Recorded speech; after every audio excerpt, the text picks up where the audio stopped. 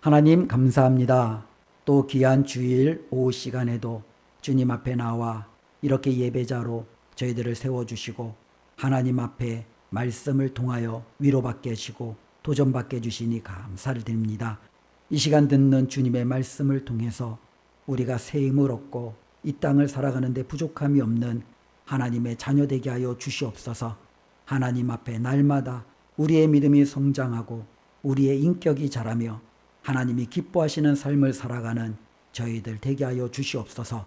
예수님의 이름으로 기도드리옵나이다. 아멘. 여러분에게 살아가면서 누군가를 편애해 보신 적 있으세요? 편애가 뭔지는 아시죠? 누군가를 편애해 보신 적이 있으신가? 혹은 편애를 받아본 적은 있으신가요?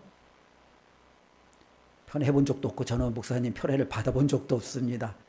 아마 그런 분들은 많이 없을 거예요. 그렇죠? 우리가 이렇게 가정 안에서도 보면 장남이라고 더 사랑받고 막내라고 사랑받고 중간에 낀 애들은 이리저리 그렇죠? 나는 부모에게도 사랑받지 못하는 나는 정말로 어중이 떠중이야 뭐 그러면서 이제 중간에 낀 많은 자녀들이 그런 느낌을 가질 수도 있죠. 이 편애라는 것 자체가 어찌 보면 참 이게 좀 불편한 단어잖아요. 그렇죠? 그런데 이 편애라는 게 받는 입장에서는 기분 좋겠죠. 누군가가 나를 편애한다면, 그렇죠? 야, 그 사람에게 나는 특별해라는 그런 느낌이 오지 않겠습니까? 다르게 얘기한다면은 하나님은 사람을 편애하시는가? 아니면 하나님은 사람을 편애하지 않으시는가? 라고 질문을 드린다면 우리는 어떻게 대답할 수 있을까요? 자, 하나님은 편애하신다. 하나님은 편애하지 않으신다. 의사 표현을 안 하시니까 제가 말씀을 드리면 저는 하나님의 말씀을 읽으면 저는 느끼는 것은 우리 하나님은요 편애하시는 하나님이에요. 하나님은 사랑하는 자에게 더 많은 사랑을, 그렇죠? 사랑하지 않는 자에게는 하나님은 관심을 두지 않는, 하나님은 어찌 보면 굉장히 편애하시는 분이 아닌가라는 생각을 해봅니다. 오늘 우리가 읽은 11절 말씀 한번 볼까요? 11절. 자, 우리 11절 한번 다 같이 한번 읽어보겠습니다. 이는 여호와의 말씀이라. 내가 너와 함께 있어 너를 구원할 것이라. 너를 흩었던 그 모든 이방을 내가 멸망시키리라. 그럴지라도 너만은 멸망시키지 아니하리라. 하나님이 이스라엘을 향하여 뭐라고 그래요? 너만은 멸망시키지 않겠다라는 거예요. 그럼 너만은이라는 건 뭐예요? 다른 사람들을 어떻게 하겠다라는 거예요? 멸망시키겠다라는 거죠. 하나님이 말씀하잖아요. 너를 흩었던 모든 이방은 내가 다 멸망시킬 거야. 그런데 너만은 내가 그렇지 않을 거야. 라는 거죠. 우리가 누군가를 편애할 때 이러한 표현들을 많이 쓰잖아요. 다 내가 정말로 가만두지 않을 거야. 근데 넌 예외야. 라고 한다면 그 사람은 이미 편애를 받고 있는 거죠. 그 사람은 이미 엄청난 자신에게 혜택을 받고 있는 거죠. 지금 하나님께서 자신이 누군가를 편애하고 있음을, 엄청나게 사랑하고 있음을, 그래서 그에게는요 다른 사람들이 갖지 못하는 엄청난 놀라운 특권을 주고 있다라고 분명히 하나님이 말씀하십니다. 우리는 이 말씀을 선지서를 통해서 계속적으로 살펴보았어요. 지난주에 말씀 한번 29장 기억해 보실 필요가 있습니다. 하나님께서 이스라엘의 죄를 묵과하시지 않으시죠. 그래서 하나님은 그들의 죄를 심판하시겠다라고 말씀하십니다. 그런데 하나님의 심판의 기한은 딱 정해져 있어요. 70년이에요. 70년 후에는 내가 너희를 이곳으로 돌이킬 것이고 내가 이곳에서 너희의 성읍을 견고하게 다시금 세울 것이고 너희가 정말로 이 땅에서 살아가는데 부족함이 없도록 내가 너희의 삶을 책임져 줄 거야 라는 것이 하나님의 말씀이었죠. 하나님은 이스라엘 백성에게는 바로 이와 같은 엄청난 편애라는, 때로는 하나님의 특별한 사랑이라는 그와 같은 것을 허락해 주었습니다. 그런데 오늘 30장의 말씀은 바로 이 29장의 말씀이 반복되어지는 거예요. 그런데 이 반복되어지는데 약간의 차이가 있어요. 우리 2절 말씀을 한번 읽어보겠습니다. 2절 함께 읽습니다. 이스라엘의 하나님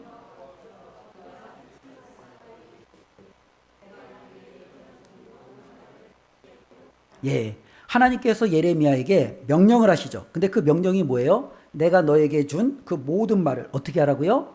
책에 기록하라는 거예요. 그래서 우리는 이 예레미야라는 책을 하나님께로부터 받았죠.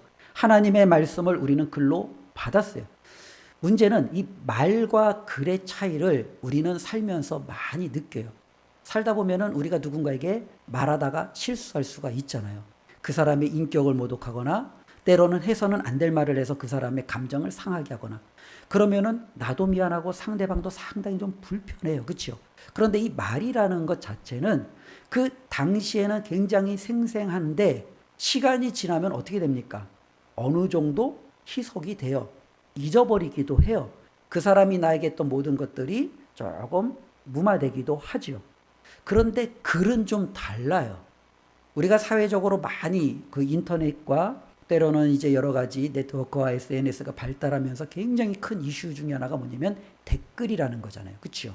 이 댓글의 무서움을 많은 사람들이 그렇게 강조했던 것 중에 하나가 뭐냐면 이게 기록으로 남아서 영원히 그 사람을 괴롭힌다라는 거예요. 그 글이 사라지지 않고 지워지지 않으면 이 글 때문에 그 사람은 끊임없이 다른 사람들에게 회자되어지고 욕을 먹고 때로는 오해를 받고 그 사람의 인생이 상당히 무너지는 그런 결과들을 이런 여러 가지 댓글을 통해서도 우리는 간접 때로는 직접 경험하기 때문에 그렇습니다. 그래서 이 말과 글이 때로는 표현되는 방식도 다르지만 그것이 우리에게 끼치는 영향력도 굉장히 좀 달라요. 하나님께서 말씀하셨습니다. 여호와의 말씀이니라. 그것은 당연히 이루어지겠죠. 확실하겠죠.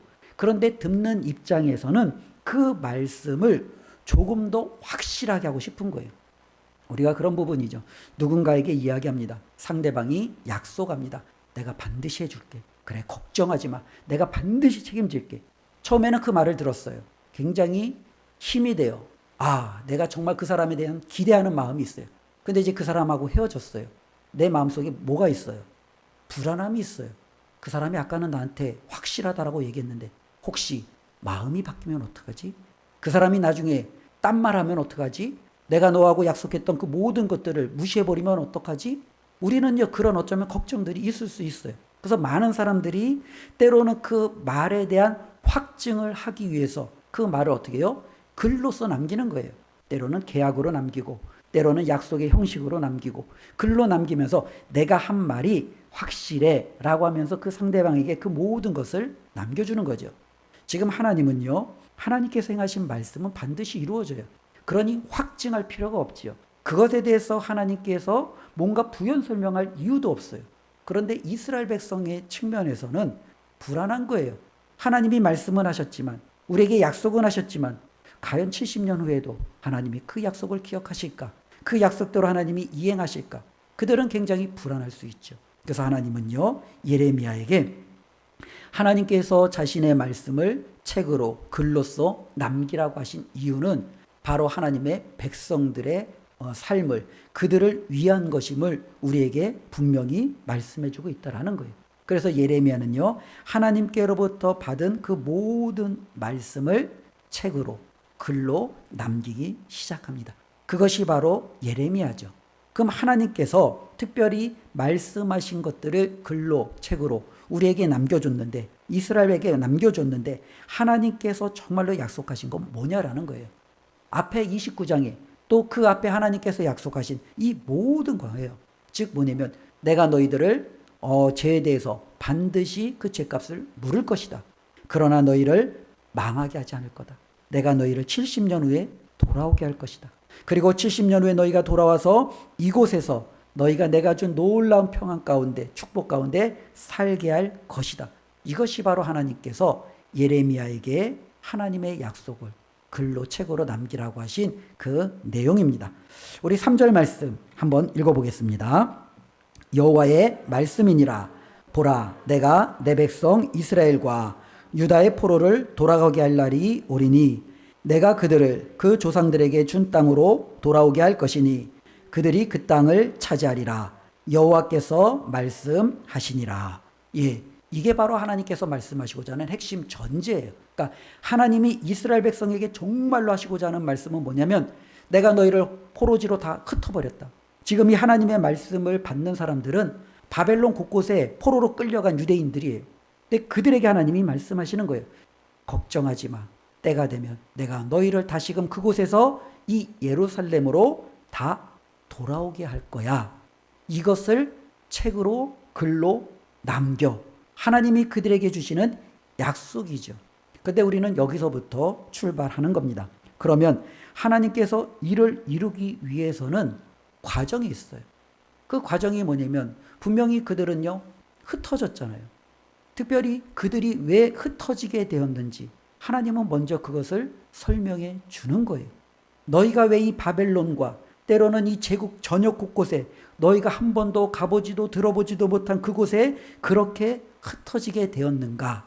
그것은 너희를 향한 나의 심판이야 라고 하나님이 먼저 그들에게 말씀해 주는 거죠. 그래서 5절부터 7절까지의 말씀은 그들이 하나님의 심판을 받았을 때 그들이 얼마나 두렵고 떨림으로 그 심판을 받게 되었는지 그들의 어쩌면 관점에서 보여지는 내용입니다.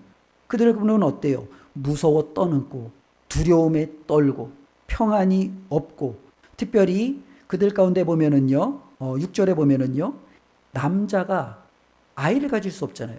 근데 아이를 가진 첫 여자들이 이 아이를 해산할 때 굉장한 두려움이 있나 봐요. 굉장한 어쩌면은 처음 해보는 어쩌면은 그와 같은 삶의 상황에서 그들은 엄청나게 두려움에 떨겠죠. 그와 같은 두려움과 공포가 하나님의 심판을 받은 이스라엘 백성 가운데도 동일하게 나타난다라는 거예요. 그들이 하나님의 심판 가운데 얼마나 무서웠는지 말로 표현할 수 없는 두려움이 그들 가운데 엄습하는 거죠. 그렇겠죠. 그들은요 예루살렘에서 유다에서 영원히 살 거라고 생각했는데 하나님이 어느 날 그들을 바벨론의 손에 붙이시고 그들이 포로로 끌려가고 전혀 알지 못하는 곳에 그들이 버려지고 그곳에서 그들이 살게 되고 이제는 그들은 더 이상 앞날에 대한 아무런 소망도 미래도 없는 그런 삶이 펼쳐졌으니 얼마나 두려움에 떨게 되겠습니까? 그들이 당한 이와 같은 것은 그 이전에 그들이 경험해 보지 못한 거예요. 우리가 잘 아는 대로 사사기에 보면 이스라엘 백성이 하나님 앞에 범죄를 합니다.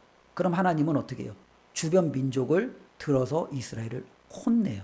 그리고 이스라엘이 하나님 앞에 잘못했어요. 다시는 안 그럴게요. 아우성치고 회개하죠. 그러면 하나님은 그들을 혼냈던 이방 민족들을 다 사사를 통해서 물리치세요. 하나님께서 그들을 징계하셨던 거는 요 정도예요. 그게 조금 더 들어가도 우리가 잘 아는 대로 그들이 남과 북으로 나뉘어지고 때로는 아스로에게, 때로는 애굽에게, 때로는 블레셋에게, 때로는 괴롭힘을 당해도 그들이 하나님 앞에 다시금 아우성치고 회개하고 돌이키면 하나님이 또 그들을 다 물리셨어요. 그런데 실질적으로 하나님께서 이 바벨론을 통해서는 이들을 결코 지금까지 경험해 보지 못한 말도 안 되는 하나님의 무서운 징계가 임했다라는 거예요. 그들이 그 약속의 땅 가나안에서 쫓겨날 거라고 아무도 생각하지 못했어요. 모든 선지자들은 이구동성으로 외쳤죠. 우리 하나님이 우리를 지키실 것이다. 하나님이 우리를 평안케 할 것이다. 하나님이 우리의 대적 바벨론을 물리치실 것이다. 걱정하지 마라. 하나님은 우리 편이다. 우리는 하나님 안에 있으면 괜찮다. 그들은 그렇게 외치며 사람들을 선동해요. 사람들은 당연히 그렇게 될 거라고 믿었어요. 그런데 그들의 생각하고는 전혀 다르게 그들이 완전히 뿔뿔이 흩어지는 이 엄청난 하나님의 징계가 그들 가운데 임했다라는 거예요. 즉 너희에게 임한 이 모든 것은 내가 작정하고 너희의 죄악에 대한 심판이야. 여기서부터 출발하는 거예요.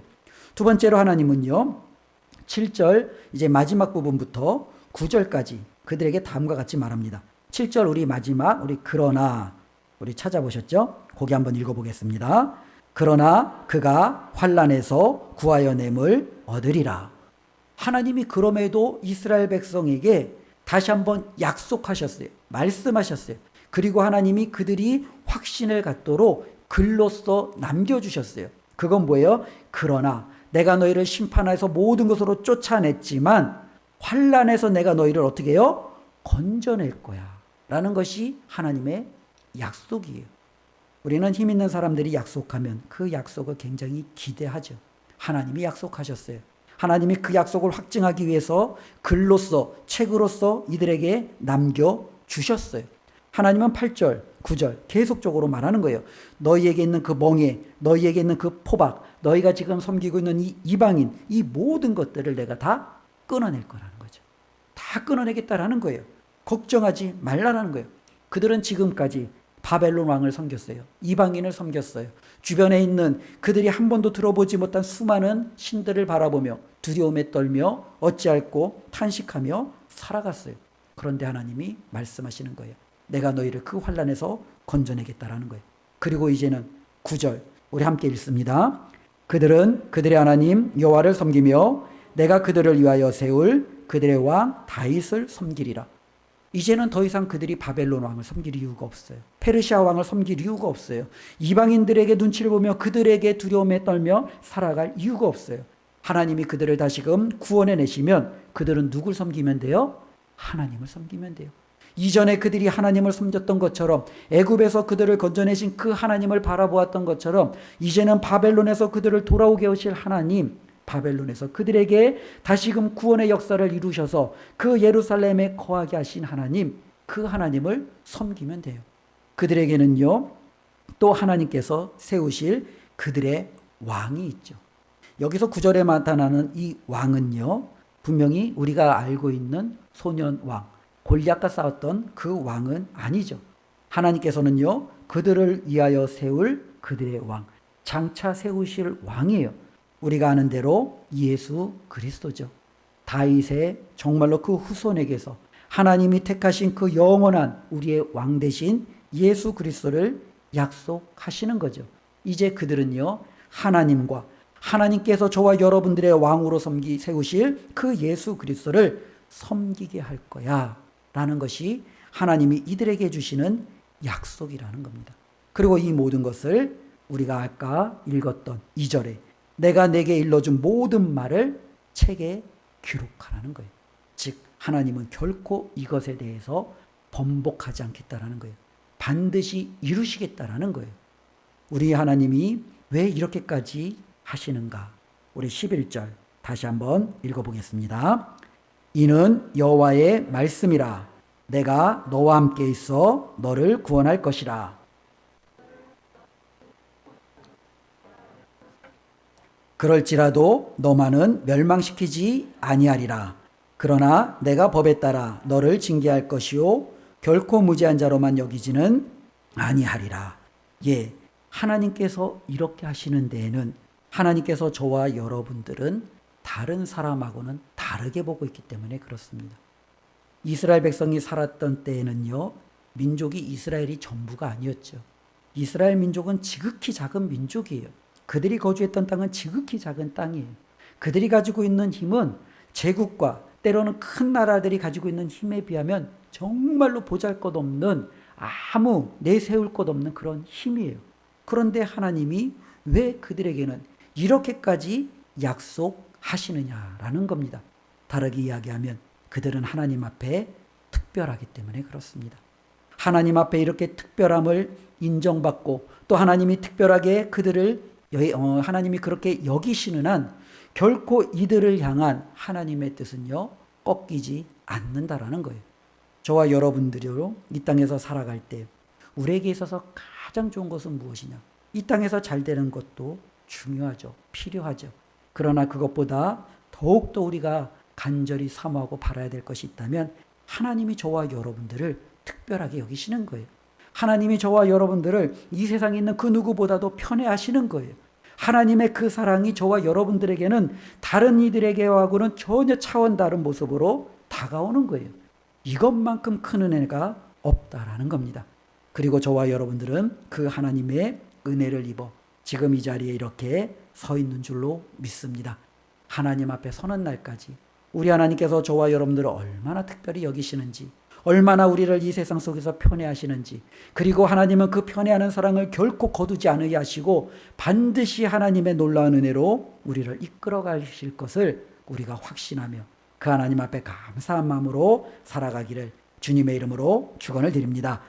특별히 오늘 읽지는 않았지만 18절부터 우리 이제 마지막 24절까지는 하나님께서 이제 그들에게 다시 한번 내가 너희를 이곳으로 돌아오게 할 것인데 어떻게 돌아오게 할 것인지 굉장히 구체적으로 말씀해 주고 있습니다.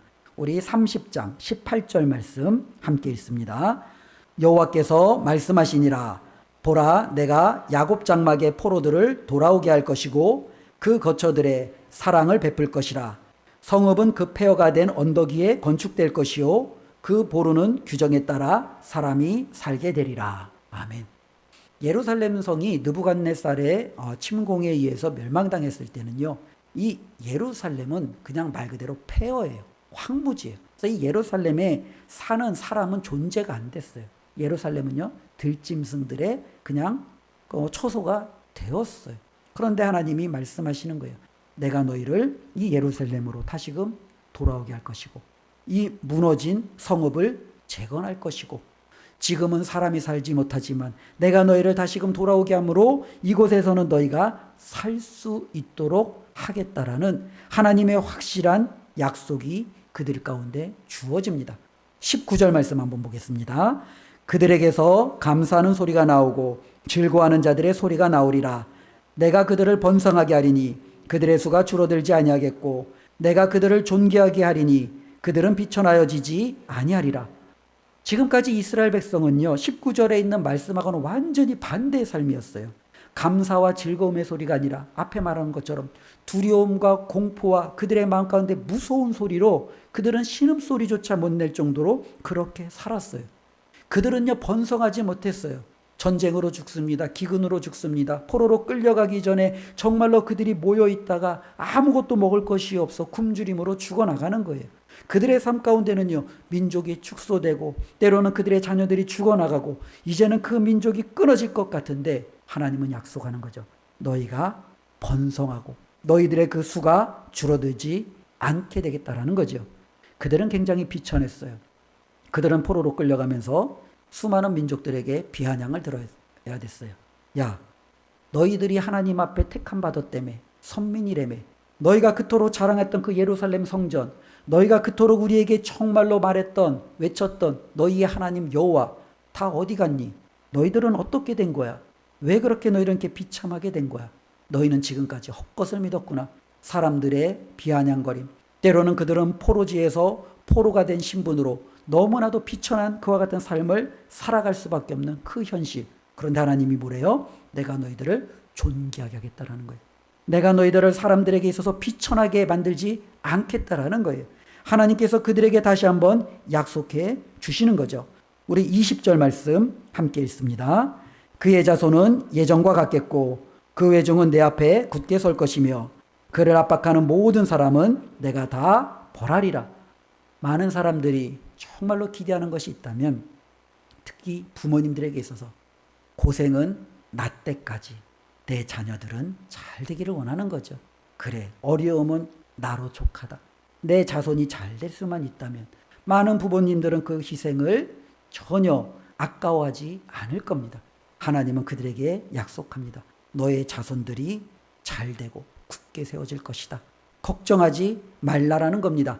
그리고 지금까지 너를 압제했던 모든 사람들을 내가 이제는 가만두지 아니하고 벌할 것이다. 하나님께서 그렇게 말씀하시는 거죠. 하나님의 놀라운 약속이 이들에게 계속적으로 주어지는 겁니다.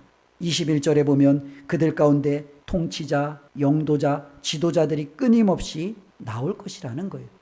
여전히 그들을 이끌어갈 수많은 사람들이 없었어요. 근데 하나님이 이제는 이 모든 것을 그들에게 글로, 책으로 다시 한번 약속해 주시는 거죠. 하나님의 이 약속의 말씀이 이루어질까요? 안 이루어질까요? 당연히 이루어지지 않겠습니까? 그리고 그들은 정말로 70년 후에 하나님의 이 놀라운 약속대로 기록된 하나님의 말씀대로 그들의 삶 가운데 어마어마한 하나님의 은혜를 입게 됩니다. 그 증거가 에스라와 느헤미야서에 그대로 기록되어져 있습니다. 그리고 하나님은 이 말씀가에 기록되어진 모든 것들을 이제는 저와 여러분들에게 다시 한번 말씀해 주심으로 하나님께서 세우실 그 우리의 왕 예수 그리스도를 통해 이 놀라운 은혜가 우리 가운데 더욱더 풍성하게 임할 것을 약속해 주셨습니다. 그 약속을 믿고 우리가 하나님 앞에 살아갈 때 세상을 바라보는 게 아니라 세상 속에서는 때로는 우리의 기대가 충족되지 않는다 할지라도 이 하나님의 약속 붙들고 나아가는 저와 여러분들의 삶이 되었으면 좋겠습니다. 우리 오늘 30장 2절 말씀을 다시 한번 읽어보겠습니다. 이스라엘의 하나님 여호와께서 이와 같이 말씀하여 이르시기를 내가 내게 일러준 모든 말을 책에 기록하라. 하나님께서 기록하신 말씀하신 그 모든 것이 우리 이스라엘 백성에게 그대로 이루어졌듯이 이제는 이 말씀이 저와 여러분들에게도 그대로 이루어질 줄로 믿습니다. 왜냐하면 하나님 앞에서 저와 여러분들은요 다르기 때문에 그래요. 세상 사람들과 우리는 똑같지 않아요. 우리가 뭐 인류학적으로 생물학적으로 때로는 뭐 그냥 사회적으로 보면 똑같은 것 같지만 하나님 편에서는 전혀 달라요. 하나님은 저와 여러분들에게 말씀하는 거예요. 너는 다르다라는 거예요. 내가 세상에 있는 모든 것들은 그 죄악에 따라 멸망시키고 진멸할지는 몰라도 너만은 내가 그렇게 하지 않겠다라는 거예요. 때로는 징계가 채찍이 너를 잠깐 동안 힘들게 할지는 몰라도 내가 너를 온전한 축복의 자리로 내가 너를 정말로 구원의 자리로 내가 세우는 데에는 결코 너를 정말로 많은 사람들하고 똑같이 취급하지 않겠다라는 이 하나님의 약속을 붙들고 저와 여러분들이 얼마나 큰 은혜를 하나님의 그 사랑을 받고 있는지를 날마다 기억하며 한 주간도 감사와 또 하나님을 바라보는 믿음으로 살아내시기를 주님의 이름으로 축원드립니다. 기도하겠습니다. 하나님 감사합니다. 다윗이 하나님 앞에 놀라운 은혜를 받았을 때 다윗은 하나님 앞에 고백했습니다. 하나님, 제가 무엇이간데 저에게 이토록 큰 은혜를 베푸시나이까? 라는 고백이 다윗의 고백이었습니다. 하나님, 오늘 이스라엘을 보니 그들도 동일한 고백을 하나님 앞에 드릴 수 있습니다. 그리고 하나님, 그들보다 우리가 받은 은혜가 훨씬 더 크고 놀라움을 하나님 앞에 고백하며 감사를 드립니다. 하나님, 우리가 무엇이간데 하나님께서 우리를 특별하게 여기시며 내가 다른 것은 몰라도 너만은 반드시 구원해내겠다라는 하나님의 약속의 자녀로 삼아주셨습니까? 하나님 감사합니다. 그 하나님의 마음을 저희들이 붙들고 살아가게 하여 주시고 세상에서 나를 향하신 그 하나님의 뜻을 잊지 아니하도록 도와주시옵소서. 예수님의 이름으로 기도드리옵나이다. 아멘.